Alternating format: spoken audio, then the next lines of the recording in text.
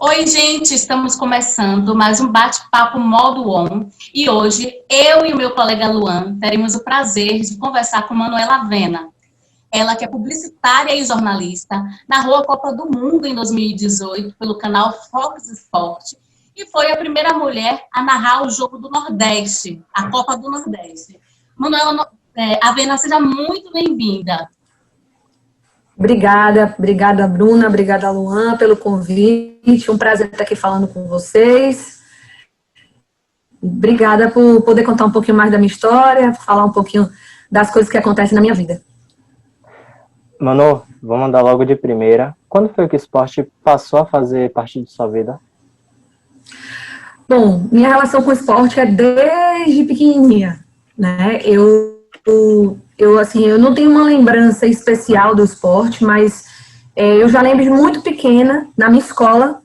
Eu sou de Salvador, nasci em Salvador, mas eu com 5 anos fui morar em Petrolina, Pernambuco. E em todas as escolas, e lá em Petrolina, assim, eu não sei se é uma característica da cidade, da região, não sei, mas o esporte é muito forte dentro das escolas. Então, eu me lembro com 5, 6 anos, na escolinha que eu estudava, eu brigando junto com as outras meninas para a gente ter o horário da quadra no intervalo. Então, assim, essas são as minhas primeiras lembranças. E aí eu mudei de escola, depois para uma escola mais perto da minha casa, e aí, de novo, encontrei muitas meninas que gostavam de jogar futebol, a gente jogava futsal.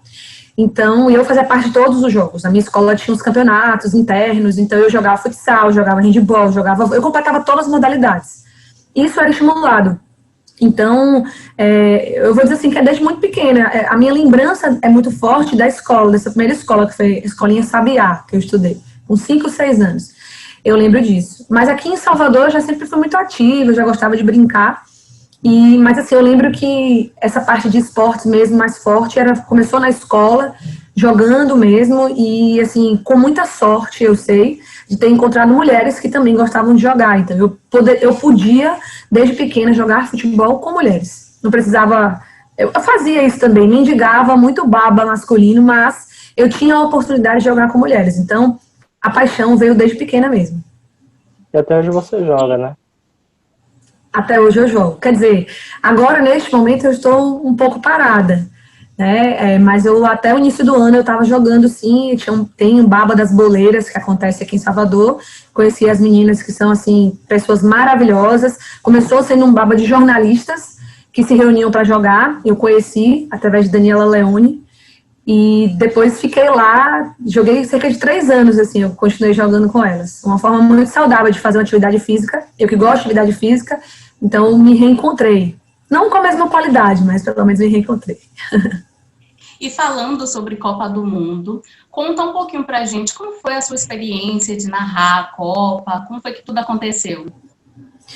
Bom, falando da Copa do Mundo, eu teria que fazer um cortezinho para poder situar vocês que estão me ouvindo. Eu sou publicitária de formação, trabalhei na área sempre. Quando eu fui fazer vestibular, eu tive dúvida se eu faria publicidade ou jornalismo. Fiz os dois, acabei passando em publicidade e seguindo a profissão de publicitária. E me formei, e tinha outros sonhos na época, e fui em busca deles. Trabalhei dentro de publicidade, trabalhei no mercado em algumas agências de Salvador, agências grandes, e ia fazer carreira por essa área. Mas aí, assim, é uma carreira difícil, muito difícil, porque a profissão é muito desgastante. Então, você tem um prazo que você se cansa muito, você tem alguns movimentos que você realmente faz, que é comum no mercado. E eu comecei a procurar uma pós-graduação, porque eu já estava quase 10 anos no mercado, já estava precisando me reciclar, devia ter uns 8 anos de mercado, e precisava me reciclar. Eu busquei uma pós-graduação, e aí, para conciliar trabalho e conciliar uma pós-graduação, que geralmente acontece sextas e sábados, eu busquei um assunto que para mim era prazeroso. Então, eu achei e fiz uma pós em gestão esportiva, na Faculdade 2 de Julho. E aí, eu ia para essa pós toda sexta-feira à noite e sábado de manhã. Quando eu fui me inscrever, eu conheci o coordenador do curso, que é o Wilson Manuel, e eu comecei a conversar com todos os meus colegas, conversei com o Wilson, eu só falava de futebol, só falava o tempo inteiro de futebol. E aí, nesse bate-papo, o Wilson me convidou para fazer parte de um programa que ele fazia numa rádio web, e me convidou para fazer esse programa com ele e com outro colega nosso, Magno. E a gente foi fazer esse programa. Nessa ida para esse programa, eu comecei a gostar de fazer o programa. E aí comecei a divulgar nas minhas redes sociais, porque o dono da rádio tinha um programa do Bahia e ele me chamou para fazer um programa do Bahia com ele. Eu falei, vamos. Aí, divulguei nas minhas redes sociais.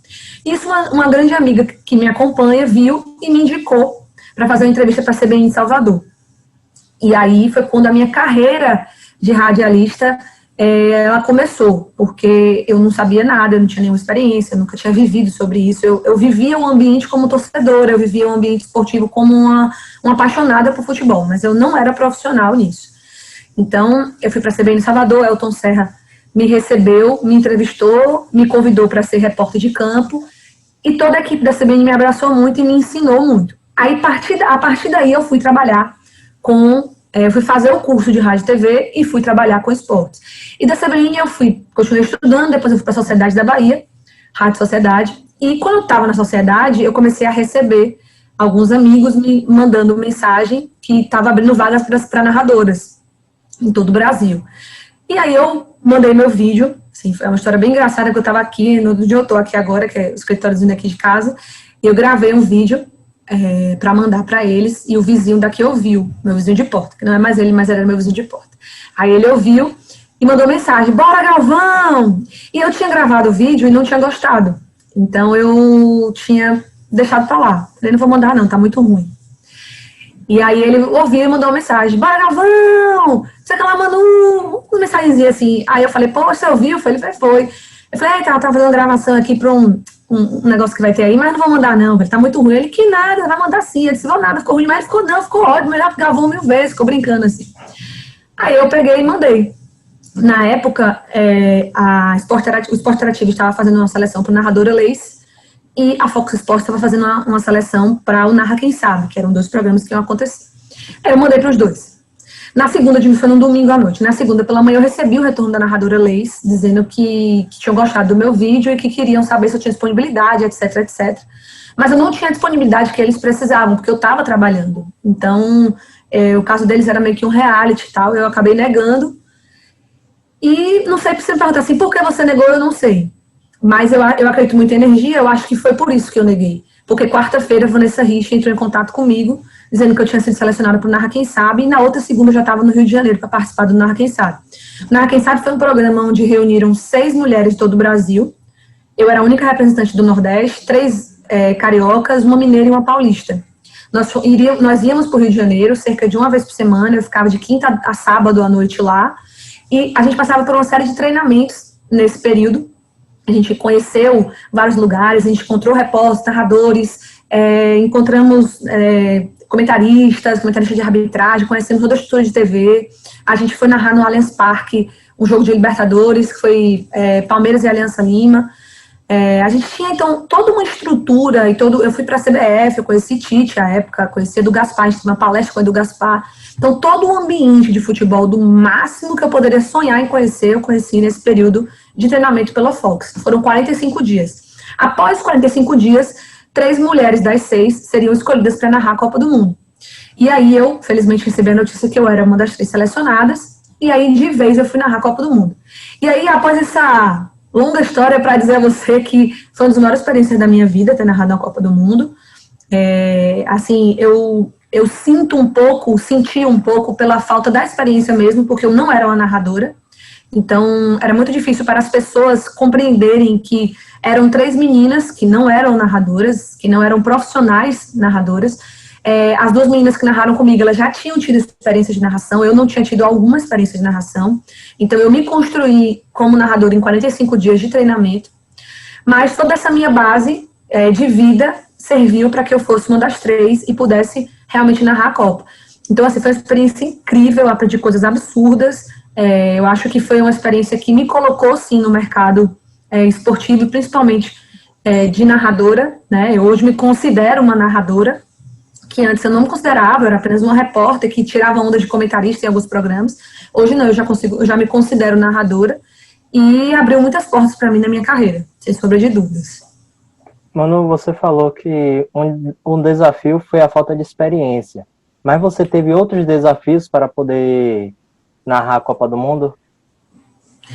Assim, os desafios foram vários, né? Primeiro porque eu moro em Salvador, minha família toda daqui, e eu estava indo para o Rio de Janeiro porque eu tinha família, um pedaço da família lá, mas era um período de férias, então muita gente viajando, então eu estava lá realmente num período de muita dificuldade, assim, emocional, né? Você tá narrando a Copa do Mundo é assim, é uma felicidade absurda, mas na prática você narrar a Copa do Mundo é uma pressão absurda também.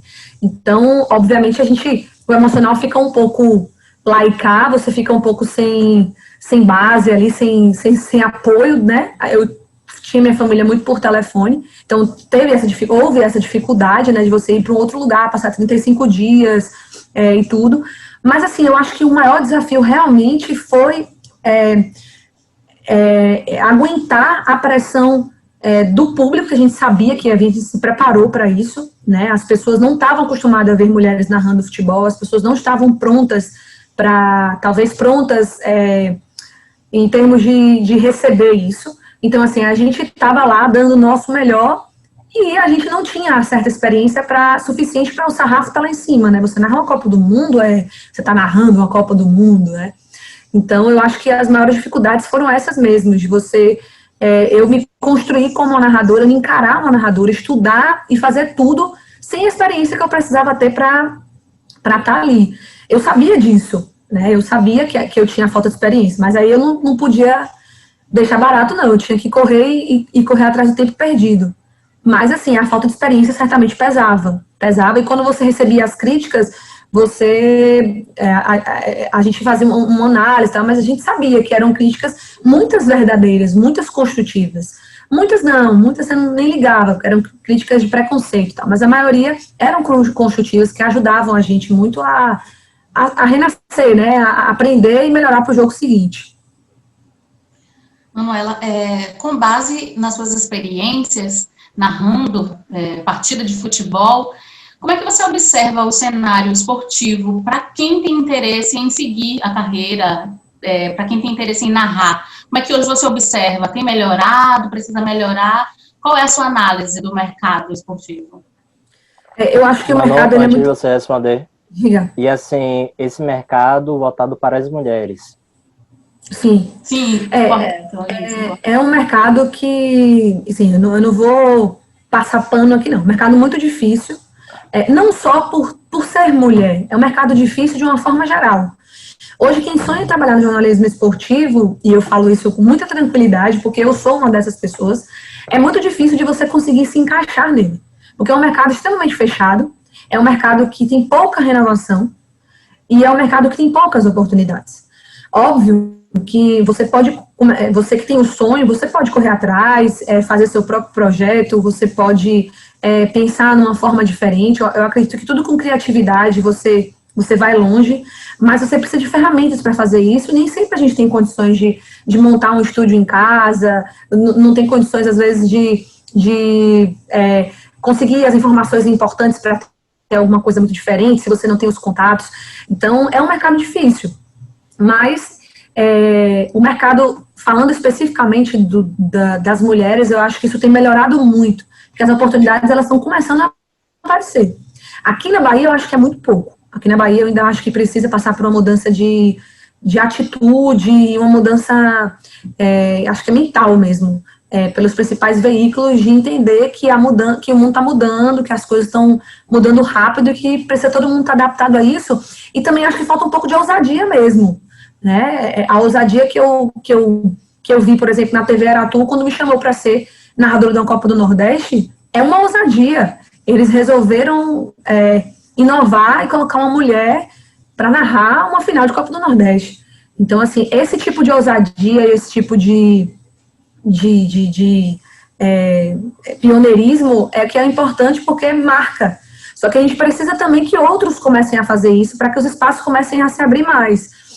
Se a gente parar aqui para falar, eu posso até citar, posso esquecer de alguém, mas se eu parar aqui para falar a jornalistas hoje, aqui em Salvador, que falam do jornalismo, que trabalham com jornalismo esportivo nos principais veículos, eu acho que eu não chego a contar em uma mão, né? Enquanto que, se você falar nomes masculinos, tem um bocado.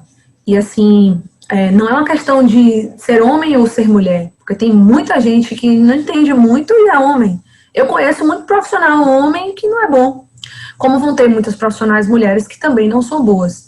Eu acho que é muito relativo isso. Só que as oportunidades precisam aparecer, porque se as oportunidades não aparecem, você não consegue mostrar seu potencial, você não consegue se exercitar e você não consegue ter experiência, porque você não começa do nada.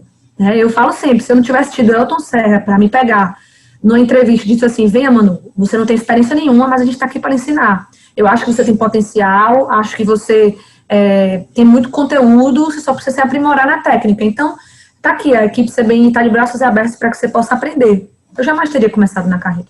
Eu jamais teria virado a narradora de Copa do Mundo da Fox Sports. Então, se você não tem a oportunidade, você não tem como chegar em canto nenhum. E eu acho que é isso que o mercado geral, mas principalmente o mercado baiano, precisa entender e amadurecer. Você falou sobre a questão das críticas. Agora eu venho bater um pouco sobre isso. Porque o nosso trabalho hoje em dia pelas redes sociais é visto pelo público e somos mais criticados. Recebemos em tempo real nossas críticas. Como é que você lidar com isso? Como é que você olha as críticas que o pessoal fazem a você? Se vê uma crítica mais pesada, qual o filtro que você faz? Assim, na Copa, a gente foi preparada para isso, então a gente não ligava, né? Eu não vou dizer que não influenciava, de certa forma influenciava. Muito ruim, você tá trabalhando e tá ouvindo aqui que você é ruim, que a sua voz é ruim, que é muito chato. Mas assim, a gente precisava ter a cabeça no lugar, e eu falo a gente porque tanto eu como Isabelle, como Renata, que também narraram a Copa, a gente era preparada para isso. Então, a gente tem que conectar, em concentrar ali no trabalho para não ficar se desfocando com isso. Após a Copa, e assim, na Copa, o que é que eu fazia? Os comentários que eram denegrindo ou manchando, sei lá, fazendo alguma coisa ruim, eu não ligava, né?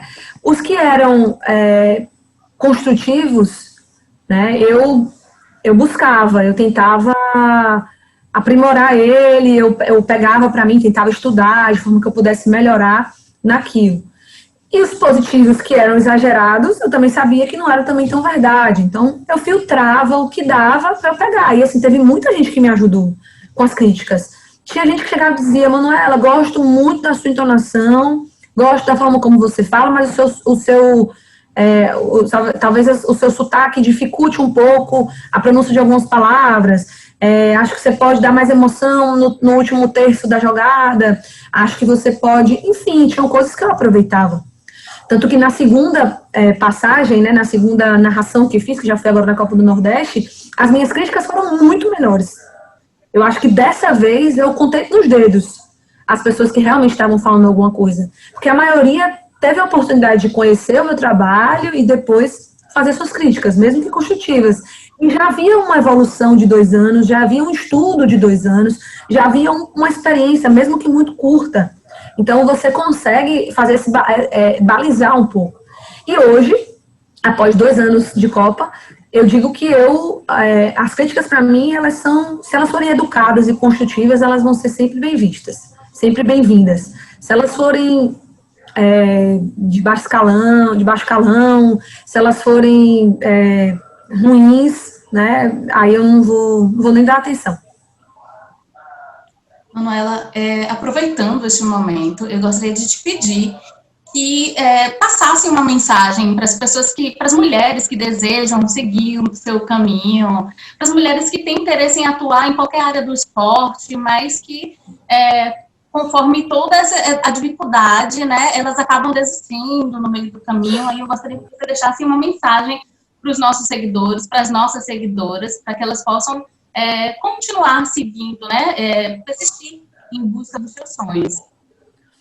Pois eu sempre, quando eu deixo uma mensagem para as pessoas que sonham com isso, né, eu penso em dizer assim, nada é fácil, né, qualquer lugar que você esteja, qualquer área que você esteja, não é fácil. Só que você, para ser, num mercado que é difícil, num mercado que é fechado, para você ser uma das pessoas de destaque, você precisa ter algo de diferente. Então, é aquela coisa, estude muito, se dedique muito, Quando você pensar que tá bom, se dedique mais, porque a gente vai sempre ter essa comparação no mercado. Infelizmente, a mulher precisa se dedicar muito mais para chamar a atenção. Na hora que a oportunidade aparece, você não pode saber 50%. Você tem que saber 150%. Porque ali é que vai ser a sua hora de... Você vai ter aquele pouco tempo ali para mostrar o seu conhecimento. Se você deixar para estudar depois ou perto, você pode não conseguir. Então, sempre ligada, sempre atento.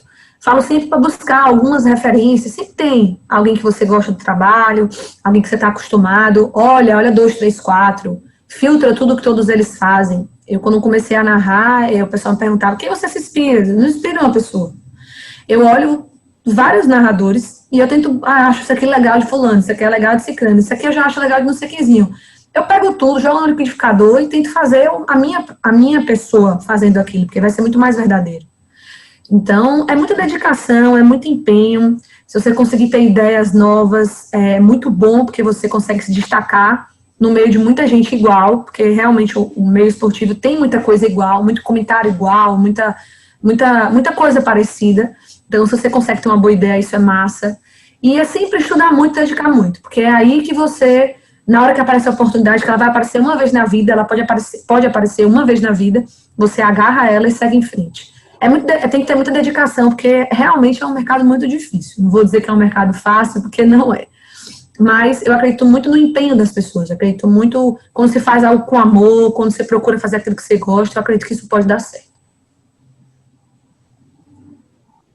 E a Bruninha? Infelizmente, estamos chegando ao final do nosso papo, mas eu já quero agradecer a Manuela pela disponibilidade, pelo retorno, pela oportunidade que você está nos dando de poder ouvir um pouco mais sobre a sua história e poder contar para os nossos seguidores do Mosaico Esportivo. Agradeço a Luan, também ao meu colega, e até a próxima. Quero agradecer também, Manu. Sou seu fã. Não posso dizer que sou Obrigada. número 1, porque você deve ter um monte de fãs por aí. Acompanhei sua narração no Dia das Mulheres. Bahia e Confiança, 1-0 para o Bahia, gol de Matheus Mancini contra. Ficou inesquecível. Depois assisti o jogo contra o Ceará. Desejo toda a sorte a você, que sua carreira possa chegar a outro nível. Você está narrando o Campeonato Brasileiro masculino, está narrando outras coisas que sejam importantes para nós como torcedores. Eu queria agradecer a vocês também pela oportunidade, Luan e Bruna. Desejar para vocês também muito sucesso, muito legal o programa de vocês. Dizer ao pessoal também que sigam, né, que continuem assistindo, que é muito bacana. A gente tem que apoiar projetos que são bons para que isso cresça cada vez mais, né, que inspire também outras pessoas. Então, parabéns para vocês pelo Mosaico Esportivo e obrigada pela oportunidade de contar a minha história e contem comigo quando vocês precisarem. Reforçando o que a Bruna falou, vocês que estão assistindo esse bate-papo, acessem o nosso portal mosaicoesportivo.com, temos o nosso Instagram, YouTube e Facebook. Até uma próxima.